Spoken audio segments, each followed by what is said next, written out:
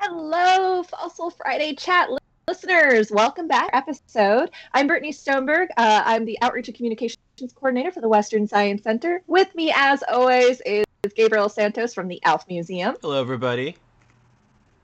And joining us today is PhD student and paleontologist Ben Otoo. Ben, it's so good to see you. Hi, nice to be here. How's it going, Ben? Feels like the last time I saw you was like in another country last year. Oh my goodness. There was an episode where it was like, and actually it was like, oh right, it's a joke. Like, oh, that embarrassing delay. But yeah, like I was just thinking, like, it's weird because like SCP last year, like, it wasn't that far, but it still feels like it happened like 3 years ago. I was like, oh yeah, it's October, because I was going through and doing some like paperwork thing where it's like, oh, kind of things that you've done. I was like, oh right, that actually happened to me like less than 18 months ago. It wasn't that long. I'm not jealous at all.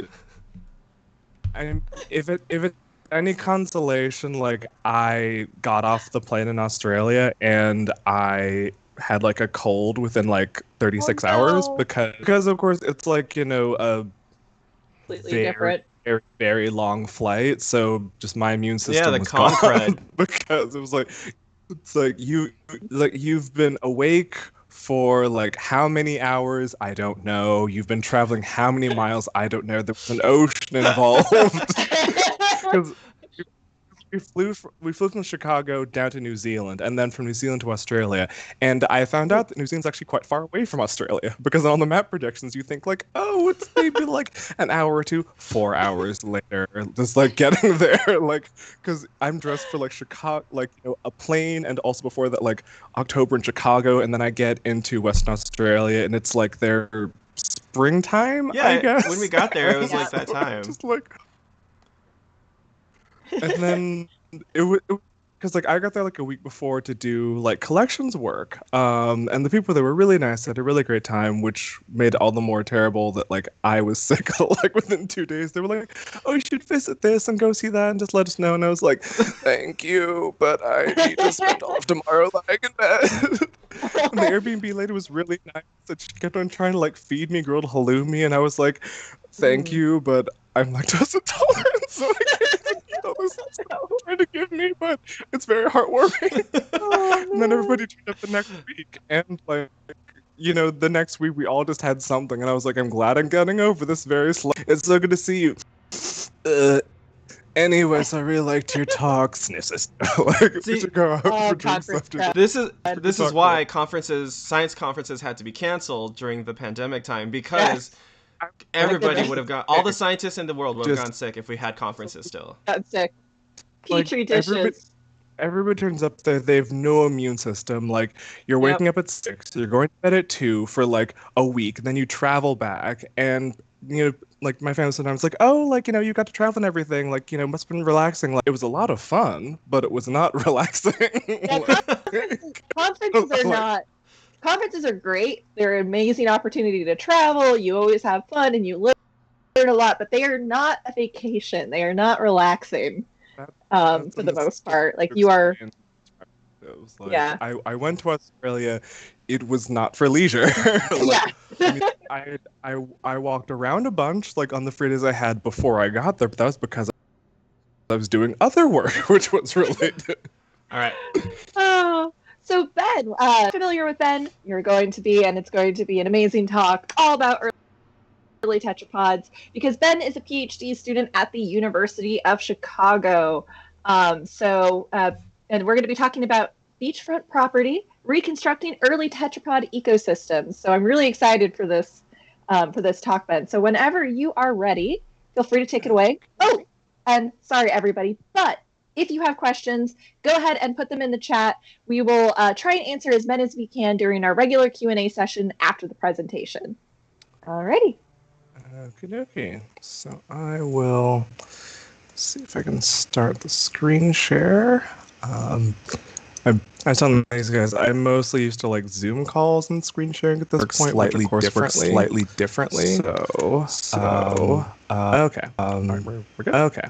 All right, we're good. Okay, so thanks for coming, everybody. My talk is called Beachfront Property: Reconstructing Early Tetrapod Ecosystems. I grew up in DC native, which is mainly important because I spent a lot of my childhood here at the Smithsonian. Great place, love it very much. Lovely museum, and very important for a parent with small children. It's free admission. So, it was great to go. And then once we went, I was like, aha, here as many times as they can stand it. So I spent a lot of time here. I spent a lot of time here in what looked kind of in the 90s when I was a little lighter. It's changed now. It's much more modern. But, appreciate the classics. So one of my favorite things about this exhibit, there was a relevant lead in this talk, I swear, is that there was lots of art, just murals, paintings, which I'll get to in a second. And you probably heard that there's a lot of talk and attention to how extinct animals look, how they were colored, what soft tissues they had.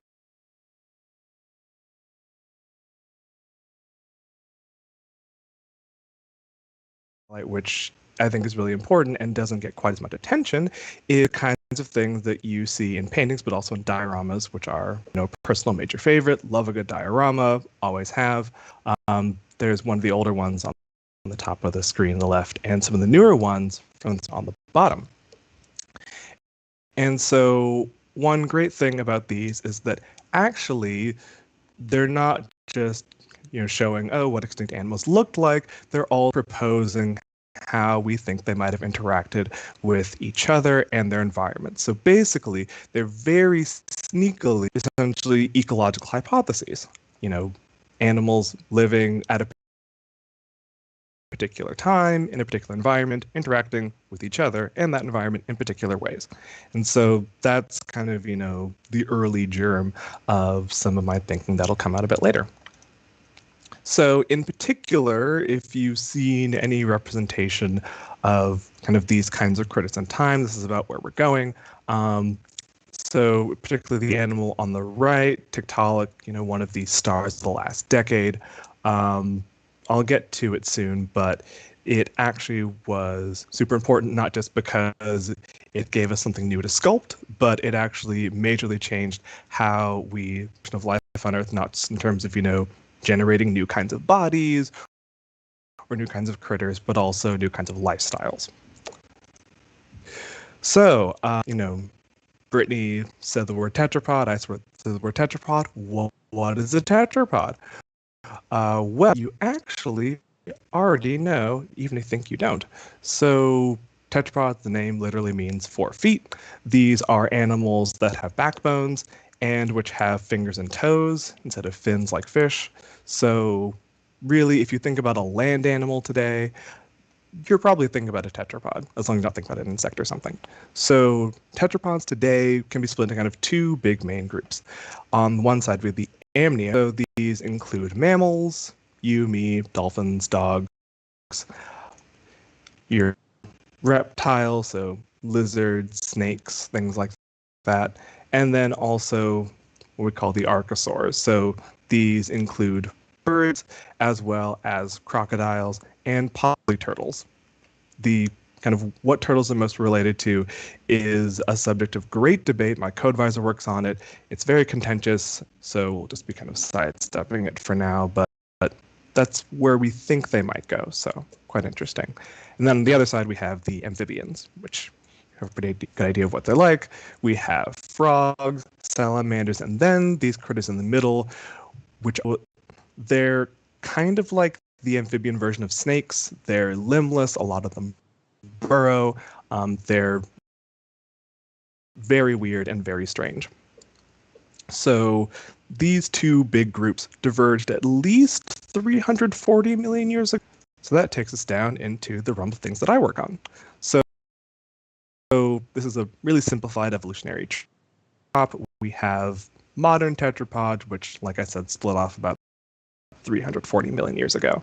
And then bottom, we have the hypothetical last common ancestor of all tetrapods, extinct and modern, about 375 million years ago.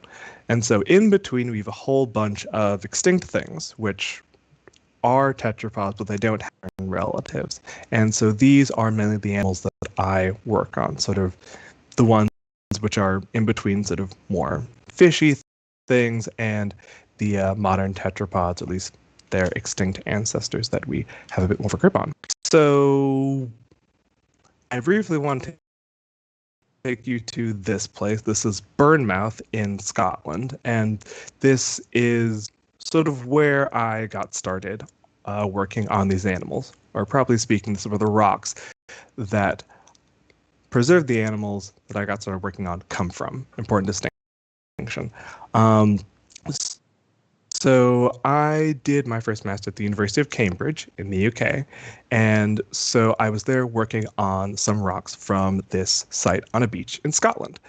It's a very interesting place. I'd never been to Scotland before, but we visited as we were driving up to a meeting between a bunch of our collaborators at the university in Edinburgh, and a husband who were, English people in their 60s.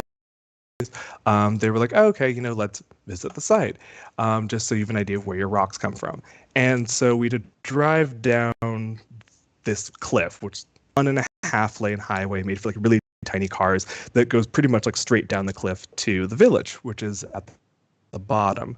And so we're like creeping down in their sedan. I'm in the back seat because I didn't have another ride, wearing all of the cold weather gear that I brought to this country, which wasn't that much because I had to fit my entire life at the time into, a few suitcases and a duffel bag. So we're there kind of going over these vertically different rock beds. They originally horizontal, they've been tilted vertically, which is great for getting at rocks and fossils and things like that, but bad for walking over. The beach actually doesn't get sunlight between October and May, which boggled my mind, being from DC, where sunlight is a fairly regular occurrence, something you can count on for most months out of the year. And I remember just like looking into the bay, and it was like below freezing. There were just giant swans floating in the North Sea, so it was quite surreal. But anyway, back to the science part of it.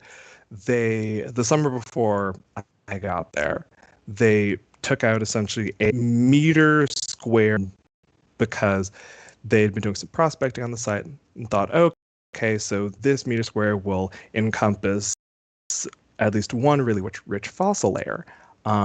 And so, we'll take this rock out so that we can sample it really intensely. We can figure out the relations of these layers to each other, say something about the environment and the timing. So cutting up the rock with a buzzsaw, and clearing the shingle and stuff off. So the reason that they were doing this is because they were trying to find fossils from an important gap in the fossil record. So on the left, we had the late Devonian about 370 million years ago. Tetrapods are just getting started. They're aquatic, they have gills, they have legs, but they really aren't able to walk on land properly. And then on the right, we have the early Carboniferous, so about 30 million years later. We have tetrapods living on land. We have the split between amphibians and amniotes that I mentioned earlier. So it's just a very different kind of regime going on, and we haven't really been able to get from the left to the right. Partially because there's a mass extinction that comes about 360 million years ago. So kind of very, very soon after we get tetrapods appearing, there's a mass extinction. We know they survive, but we don't know if they're just barely squeaking through or if they're going to notice. So this gap in between is kind of a big blank area that we've been calling Roemer's Gap after the first paleontologist to notice it back in the 1950s. So what were the fossils that we were finding? It was mainly stuff like this. So kind of small, scrappy bits, which don't look super exciting, but which are actually really for filling in the fossil record and telling us what kind of animals were around. So in the top left, we have bits of fish. We've got a lungfish tooth and spine from a shark relative. We've got some tooth fragments from big predatory lobefin fish. We've got bits of sea scorpion cuticles, so kind of the outer exoskeleton, and we have some tetrapod bones on the right. So a lot of this stuff doesn't look super exciting, I will admit, but there are some hidden gems, and that's why I have this big chunk of rock in the middle, which is actually quite small. It's a couple of inches long, so it's a bit of a story here. So this was actually part of about 6 chunks of rock that I'd pulled out of the meter square. I spent a lot of time just kind of seeing what was in there, and we had bits of a lungfish in here. It was like exciting. So let's take this to the CT scanner in the basement. And if you don't know a CT scanner, it basically shoots X-rays at an object, so it'll let you see what's inside. And basically functions like a CAT scanner, but much higher resolution for much smaller objects like fossils. So we took a scan. We're expecting some more bits of lungfish. Nice, but not super exciting. So the last day before Easter break, it's like 4 p.m. I'm working, most people have gone home. And so our lab tech comes on the corner and she sticks her into the office I'm in. She's like, oh, there's something you'll want to see. I was like, okay, fair enough. I'm about to go home soon. And so, over to her computer where she's rendering stuff from the CT scan. And she shows me this, which is most of a small tetrapod skull. It's tiny. It's about, the size of the tip of my finger. I was like, oh my goodness, this is, amazing. We weren't expecting anything like this. So just to orient you, you're looking at most of the right side of the face, which is closest to you, and then the left side of the face is sort of on the other side. It's been sort of smashed down. So the Google Earth to show you where the eye sockets kind of are in the front. So stuff like this is amazing. And one thing that we're able to do more and more now that we have the technology is CT scan not just new rocks that we're getting, but also older specimens to get more information out of them. And a lot of the work that, I've done, in particular my lab mates and my advisors done over the years in various places, has been using these new techniques to get at this stuff inside the rock. So now we can take all those bits and start to make our own reconstruction and have some idea of the animals which are living together, the environment that they're in, so getting towards something like this. So now, instead of having this nasty gap here in our fossil record, we can start to fill it with animals, plants, essentially ecosystem. And, that's when I really started to get thinking, okay, we know that we have different groups of animals coming and going. We have environmental change. So what does that, when we get to the ecosystem level, how are things changing in terms of who's present, but also how does this change the function of the ecosystems? How do we get from something that's very sort of, primitive and prehistoric towards something a bit closer to what we might recognize in the modern day?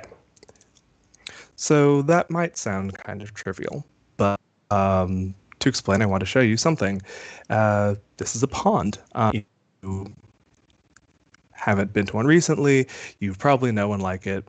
There's some plants, there's some animals around, in this case, some ducks, and I believe a swan. So this looks really normal to us, very unexciting, but actually there's quite a lot going on here. So this is not right next to the ocean. It's far away from the ocean. Also, it's not salt water, it's fresh water. And the things living there, making their home there, they don't need to go back to the ocean.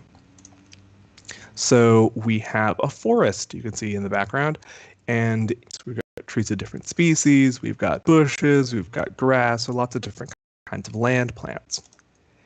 And we have land herbivores. these ducks. They eat plants in the water, but they also eat plants on land. And just the basic fact that they're vertebrates, they're amniotes, which are living on land. They don't live their lives in the water. They paddle around on it. They might swim through it, but they aren't stuck to the water the same way fish are. So all of this only really comes together about 300 million years ago. Now, that's a very long time ago for us, but that puts it right in the range of time that I'm interested in. So everything that we kind of take for granted about really our world has a start point sometime in the past. And so what I'm interested in looking at is how do we start to put this together for the first time? Because a lot of the way that we used to think about some of the things involved in this have changed over the years. So the old idea, which you've probably seen in some museum exhibits and some older textbooks, is sort of this idea on the left of some poor, miserable lobe-finned fish with its pond drying out, flopping onto the dirt and wriggling along using its lobed fins to find another pond and live out the rest of its life. Now, this has some idea in nature. There are actually quite a lot of fish that will walk on land for various reasons, which affects a lot of things, including conservation. I was reading this article about how actually catfish were sort of like moving through sewers and walking across parking lots, which, apart from being surprising and kind of frightening, if I saw a catfish in a parking lot, I would scream, but actually, signals that things like invasive fish species aren't as limited to rivers and watersheds as we thought. They can actually move around a bit more freely. But the idea here was that the first impetus was to go on land, and that as we get closer to tetrapods, things are evolving better limbs to move around on land instead of just having to do that with their fins. Right. One of the reasons why Tiktaalik is important is that it has an elbow. So it doesn't have fingers, but, kind of a long, fleshy fin that it can bend. And this is important for some other animals, that actually we get legs while these animals are still in the water. They're not really walking around on land a bunch. They still have. So that really changes what we think legs are for. Now, legs are still useful underwater. You can walk underwater. You can wriggle around through branches and plants and things, because a lot of these things are living in ponds and swamps and things like that. So still valuable, but it sort of flips the script a bit. So what's great about going on land? Not a ton, actually, because it's really hard. Something that, again, we take for granted, but in the water, you don't have to worry about huge swings in temperature. It's a lot easier to move around. Just think about the ocean. There aren't things like, big mountains in the way. You don't have to support your body against gravity. Whereas on land, you have to do all of that, deal with all of that, and you have to take your water with you, make sure you're not, losing too much or taking in too much. And eating plants, again, quite tricky. If you're eating other animals, you get to keep the original pointy teeth that you inherited. You don't have to change your digestive system that much, although you do have to actually physically catch your food. But if you're eating plants, you have to eat a lot more of them. If you've ever seen a nature documentary or, been to the zoo or something, that things like horses, cows, pandas, great examples, spend loads and loads of time eating, or whatever, doesn't have a lot of nutrients in it. So you just have to make up with that the volume, and that takes time. And you also need special teeth for grinding this up. You need special microbes in your stomach to help you break down the plant fibers. Plants don't run away, but they can fight back with thorns and chemicals and all sorts of other things. So we take it for granted today because we have lots of herbivores now, but again, it's something that had to get started somewhere. So another thing we take for granted is the fact that we live in a vertebrate world. You're thinking probably of an animal with a backbone, even when you get to things which are pretty large. But go back about 340 million years, and you're dealing with lots of invertebrates. You're dealing with, predatory scorpions like Pulmonoscorpius, got to about 2 feet long. There's Arthropleura, which is basically like a 7-foot-long millipede. And then you have Meganeura. So that would have been about a 2-foot wingspan on a predatory dragonfly. This is why if you've gone through a natural history museum and you get to the Carboniferous section, that's usually when you've lots of big trees, it's swampy, and lots of big creepy crawlies. So it's really a different sort of setup than we take for granted in the modern day. So altogether, there have been some hypotheses about, what's happening as we add in sort of these different elements into these ecosystems. And one analogy which I thought might work to explain this would be to think of a chessboard. So imagine if both players on the chessboard only had pawns, which can move in a pretty limited set of direction. They can only attack a certain way. You'd still play chess, but there would be a lot of things that you wouldn't be able to do. Now, if we expand the number of kinds of pieces that are on the board, all of a sudden you can do a whole bunch of new things. And if we expand that even more, then you have, so one hypothesis is that as you sort of add more different kinds of things that animals in the ecosystem are doing, the entire system gets more resilient, more robust, because it's taking in energy in different ways. You have more redundancy, things like that. But, is this actually true? Can we test this? So how do we do this kind of work? Because essentially what we're trying to do is go back 350 million years and tell you what life was like. So you need a bunch of different kinds of information. We need to know the things about the setting. So when are we talking about? What was the environment like? Things like that. We need to know about the organisms, both animals and plants, things like how big they were, how are they moving around through their environments, were they doing things like burrowing, swimming, walking on land, some combination, and also things like interactions.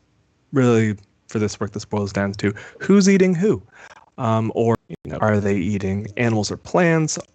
Which kinds of animals are they eating? What kinds of plants are they eating? So I'll just go through kind of a brief example with some stuff that I've been working on fairly recently. So the stuff we talked about comes from this limestone quarry near Delta in Iowa, about 330 million years ago, so not too far from Chicago. So it's actually kind of a old limestone sinkhole that then got filled in with a lake, which slowly silted up. So it's sort of this kind of environment where you have this sort of swampy, boggy, warm lake surrounded by lots of vegetation and stuff like that. Overall, pretty nice place to live. It's at the equator. There's, monsoons during the monsoon season, but warm and not a bad time to be alive. So, knocking around, we have tetrapods like this. So, this is an animal called Wacheria, which I just finished doing quite a bit of work on, sort of putting the skeleton together, seeing what this animal's like, doing a new description. So, we want to know what this animal's like, how it's going to fit into its ecosystem. So, what kind of information do we look for? Well, right off the bat, we know that it's pretty big. The drawing I have here is about, in life, it would be about 3.5 feet long. But there's some fragmentary fossils which would put adults at about twice that size. So a really big, which is important. If we look more closely, we can see that it's got lots of teeth and lots of big sharp teeth. So this is an animal, and it's probably eating fairly substantially big animals, things that can put up a fight. So it's got a long neck, which we figured out when we're like, why is that? We're still trying to figure out why, but one hypothesis that we do have is that having a long neck around to catch your prey without moving your entire body around, which can be really inconvenient, particularly if you're trying to, stay stable either on land or underwater. There are no gills. which is important. So the first tetrapods, they have gills, but they also have lungs. But this is an animal that's lost its gills. So this is an animal that's going to have to come to the surface to breathe. And so it actually has what we call a lateral line system on the head and jaw. So that's what white grooves are. So these are essentially receptacles in the bone for hair cells, and the hair cells sense pressure changes in the water, and essentially that lets the animal, sense things that are moving around in the water. Modern amphibians have them today, as well as do lots of fish. So this is telling us that, okay, this is a critter that's spending lots of time underwater in water. So if we look at a dorsal view, you can see that it's got some pretty big legs. This is not something like, modern salamander where the legs are really small. It's mostly wriggling around. This is an animal that seems to be spending a lot of time walking. But if you noticed, there's a gap between the forefeet and the forelimb, and between the hind feet and the legs. So that's actually because this animal doesn't have fossilized wrist bones. Now, it did have things in its wrist. It wasn't just completely floppy, but instead of having wrist bones the way we do, they would have been made out of cartilage. Now, cartilage isn't terrible, but it's not as good as standing up to bearing weight as bone is. So this is telling us that it's an animal that's walking around a lot, but it's not necessarily supporting its weight out of the water, which is an interesting combination. It's something that we wouldn't have necessarily thought about that much, 10, 15 years ago. So if we expand this to sort of the entire roster of critters and plants that are hanging around Delta all this time ago, we have different kinds of tetrapods, we have lobe-finned fish, lungfish and some extinct predatory ones with big nasty teeth. We have sharks of different kinds. We have ray-finned fish. We have invertebrates, so everything from land vertebrates to freshwater snails and what are called ostracods. They're little crustaceans, so like crabs, which actually have shells, and they're really, really tiny. They do a whole bunch of things. But those two are critters which are in fact around today. So we're getting roots of the modern world here, and in the water. So when we're trying to understand sort of this spread, we can break it up in different ways. We can split them up by where they're living. So as you can see, we have a lot of things which are living in the water, spending most, if not all, their time in the water, and not that much. And so we can also break them up by, again, we have a lot of animals which are eating other animals. We have a bunch of animals eating plants or plankton. In some cases, it's not clear, like the ray-finned fish, because at this site we have scales telling us that they're there, but we don't actually have their teeth and things like that, which would tell us what they're eating. So so we have some ideas about where they're living. In most cases, we have some idea what they're eating. So then what we do is try to reconstruct the relationships between these different kinds of animals. So that's when we do stuff like this. So kind of the direction of the arrows shows, what animal is eating which. So if we look at just animals which are eating plants and things like that, it's a decent number, but not a ton. If we look at animals, we have a lot more. It becomes just this, it's a hideous mess. So you can see clearly that this is still pretty primitive. It's mostly critters eating other critters of some way or stripe. So what do we do with this? Well, this is sort of the dreaded step where we bring in the heavy-duty computers because it's 21st century. And what we do is we essentially go from taking our reconstruction to this food web that we've made that I showed you, and we feed it into a computer program, such a cluster, for a couple of months, and it comes back with a graph like this. And basically, graphs like this tell us how the ecosystem works.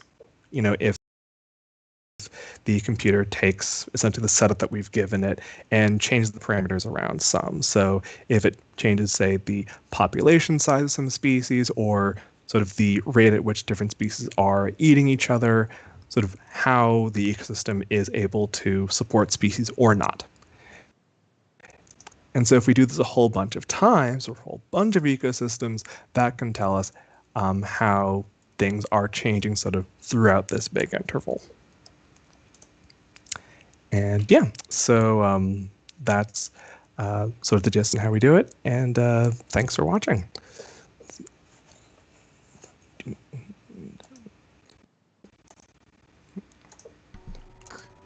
Not screen share button. That's okay, Ben.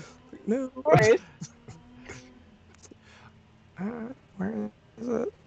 It's fine. Don't worry about it. We're good. Yeah, don't worry. Well, thank you so much, Ben. That was great. Thanks. So I have a question. I know this is something that kind of like a lot of people will ask paleontologists a lot, but how do you answer it when someone goes, what can we use learning about the past to help us learn more about today, especially with your research?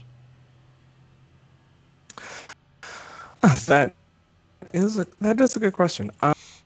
So I think one of the things that is really important that we're finding more and more is sort of the world that we live in today didn't kind of like just pop into existence, like in terms of like the whole broad set of even like 12,000 years ago at the end of the last ice age. And that a lot of stuff that we think is sort of normal, just how it is, actually represents kind of an important change. One sort of big one to go to is at the end of the last ice age, a lot of big mammals go extinct, which more and more we're thinking has effects on sort of the plant communities that we see in North and South America. You've probably heard there are lots of plants in South America that have these huge, massive fruits, like bigger than sort of anything today would eat, and they're going extinct because they don't have the old ground sloths and mastodons to eat the fruit and spread the seeds. Kind of easy example. But stuff like this, kind of more particularly looking at sort of how ecosystems respond, how they're built, can tell us about how we expect ecosystems to respond in the future. Not just in terms of, okay, we're losing 5 species, but which 5 species did we lose? What did those species do in the ecosystem? How do we think the ecosystem will respond based on things that we've seen in the fossil record? And then also sort of the reverse, that if we put in new kinds of roles, or we change how species are allocated between roles in the ecosystem, what's going to happen to carbon cycling or species stability? Are we making ecosystems that can survive into the future, or things which will collapse as soon as we remove support? Because sort of that more ecological focus is something that conservationists have been moving more into, not just we need to save like this one species of, we need to save the habitat that it lives in, because it interacts with, all these other species and all these other plants. And if you take it out, then sort of the whole system collapses. Awesome. Here's a question from actually one of my coworkers at the Western Science Center, Andrew McDonald, our curator. He wants to know what kind of little Scottish tetrapod was in that CT scan. That's a very because we're working on a paper right now that's sort of partly aimed at resolving that question. Because, one thing I showed you a lot of sort of, very clear, ooh la la. But the fact of the matter is that a lot of these animals, the fossils we have, are really fragmentary. Lots of just like mashed up bits, flattened stuff. So it means that in a lot of cases, while we can say, okay, like, can tell you some things about it which are useful for essentially establishing that it's its own distinct kind of thing. Determining relationships gets very, very tricky. Just in terms of, like the way we use computer programs to analyze this stuff. It's lots of, missing data and uncertainty and things like that. That is something that, frustratingly, is like really, really important because, what we want to know is, how many lineages are coming across this extinction? Is it, a couple? Is it a lot? Do we have early members of lineages that we see later on in the Carboniferous and things like that? So, I guess kind of the cheating answer is stay tuned / we need more specimens because that's a great go-to answer in paleontology. Like, you need more specimens. Yeah. It's either, go ahead. I was gonna say it's either that answer or that question is beyond the scope of this project. This paper. I've definitely used that line before. That's one of the a lot at conferences. Like, that's a great question. Unfortunately, it's just beyond the horizon, but I have thought about it in depth. Yeah, we would. You know what? What a wonderful question. We would love to explore that in the future. Kick that scientific can right down the road. Precisely, and that's why it's important to have like your advisor or somebody say like, you can't put everything in this paper. Because we're writing, in the Watch Your paper, it's in sort of, the journal's hands now, and particularly toward the end, it was like, oh wait, no, we put this and this and this and this and this, and so much of my advice was like, okay, this doesn't have to be like life goes on, time continues, it's okay.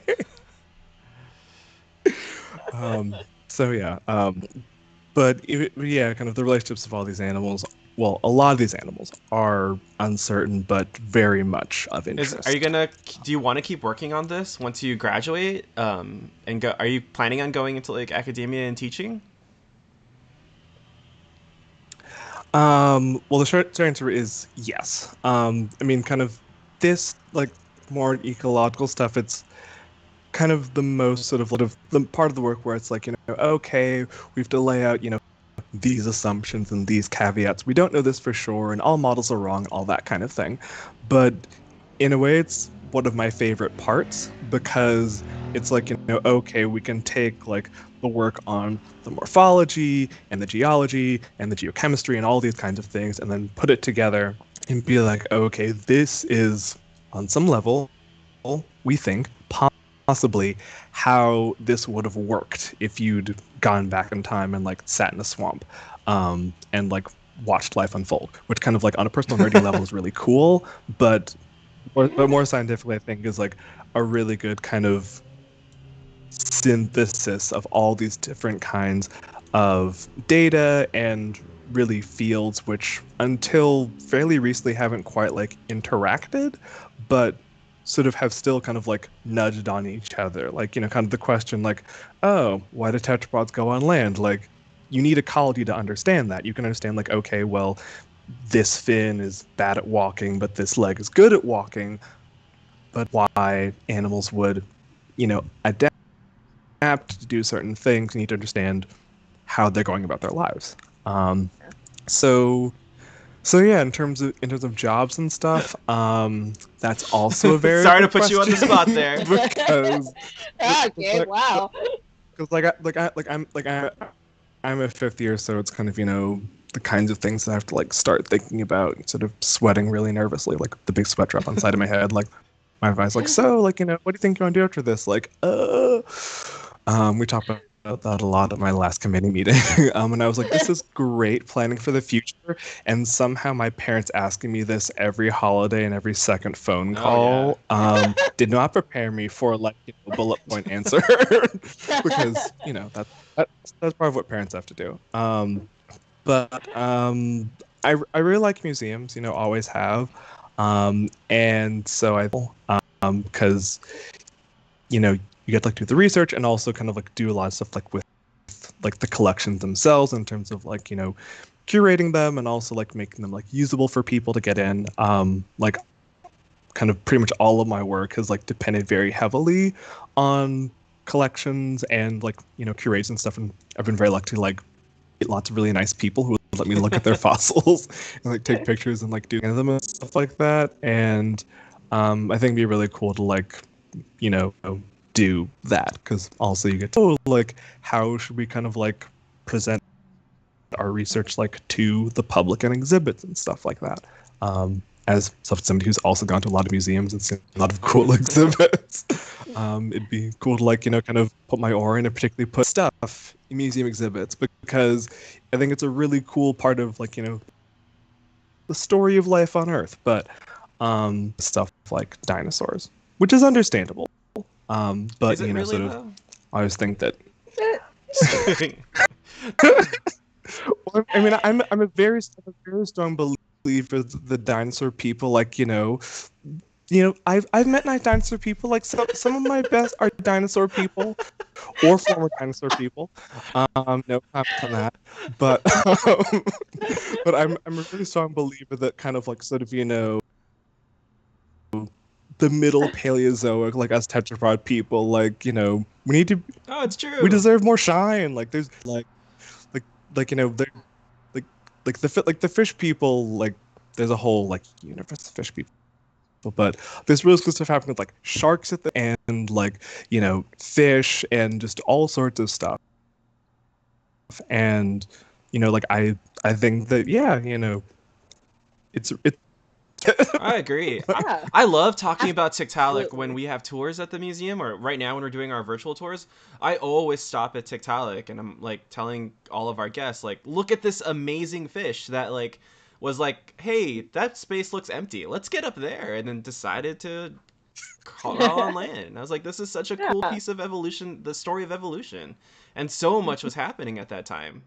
I agree. There needs to be more focus on that. Yeah, absolutely. And I guess one thing I sort of like there's a lot of kind of like sort of straightforward like iconic stuff, like fish to tetrapod, water to land, fin to limb. But I think it's certainly, for me, it's been really good at kind of teaching that like a lot of these things are like complicated and messy, and stuff like water to land like doesn't necessarily happen like just once. Like kind of tetrapods are doing all kinds of different weird things. Like there are lots of fish that walk, like on land and also underwater, and you don't even need to like go on land to kind of prey on land animals. Like I was reading this really cool paper on catfish in France that had learned to lunge at pigeons the way I've orcas seen that lunge video. at It's seals. crazy. All right, And I have some was Googling to do after this. it was really, really cool, because like you think of most catfish just like kind of sit on the bottom, like eat small things, like float around looking like but the thing was like this was a learned behavior outside of their natural range. So like the species doesn't do this normally, and it was just this like weird pseudo-invasive population of French catfish that were like, oh, we can shoot ourselves out of the water and eat these pigeons. It's like I was reading this other thing, how like moose will dive up to like 40 feet or something crazy, which is why like killer whales are listed as predators of moose. And like if like you wouldn't think about that connection at all, but like, no, this is very much a land animal that's just like diving for weeds, and sometimes a massive black and white dolphin eats it. Like it's kind of like this, like things are always more complicated than you sort of like first think. Again, poetic, more beautiful, because it's sort of all these sorts of like interesting twists and variations, stuff That's like that. probably my like most. So it's not just all sort of like. I was gonna say that's probably my most favorite fact I've learned so far on Fossil Friday chats, that moose, or that orcas will prey on mooses, whatever. But yeah, can you imagine being a diver and all of a sudden you see a moose, and then out of nowhere a killer whale comes in and just takes it? Oh goodness! I think when I saw it, there was like a video that a diver have taken of a diving moose, like no killer whale, fortunately, because that would have been terrifying. But here's just like diving. It's like murky, and there's like lots of plants everywhere, and there's just this moose like paddling down. And at first I thought it was like, so I was like, hold on. I'm not a mammal person, but I know a few things about moose, and one of the things that I do know is that they aren't aquatic. But not entirely true. It really does make you think sort of like what things we don't capture in the fossil record, because like stuff like that doesn't fossilize, but it goes to show that like kind of critters do a lot of things that like they aren't like designed for, and they don't really care, just they're alive. Yeah, that moose was like, I'm hungry, there's a lot of great stuff in that water, I'm going in. Evidently.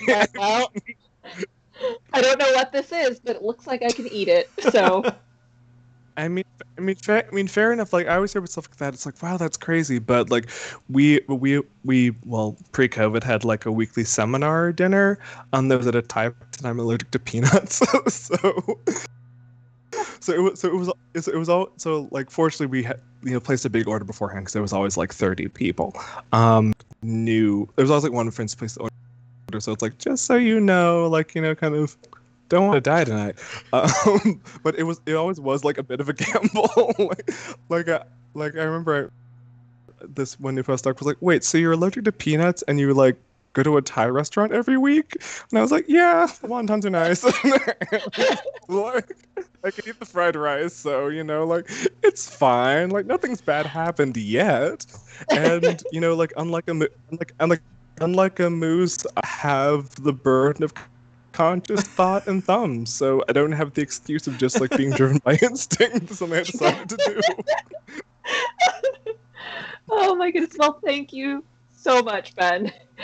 This was super informative. It was super interesting to learn not only about tetrapods but about your own career. So thank you very much. Yeah, thanks so much for having me. This was a lot of fun. If anybody wants to find more of your research or find you online, where can they go? We have a Codes Lab website, which sort of says like what we do as a lab, and has a generally updated list of our publications. So I don't have a link for that ready, but I guess it's a COATSLAB uchicago.edu, I think. This is really embarrassing. But anyway, I'm also on Twitter, which I also, sorry, I'm utterly failing the promotion game. That's okay. We'll send it to us and we'll put it in the description after. Yeah, don't worry about it. Yeah, will do. But yeah, we've got a website on Twitter. We are online. We're very hip and modern that way. All right. Well, thanks, Ben, and thank you everybody for tuning in. As always, if you like this program or want to support programs at the Alf Museum and the Western Science Center, you can find links on how to do that in the description below. And join us in 2 weeks. We're going to take next week off for another episode of Fossil Friday Chats. And make sure you like and subscribe to our channel for more stories from the world of paleontology. Thanks, everybody, and we'll see you soon.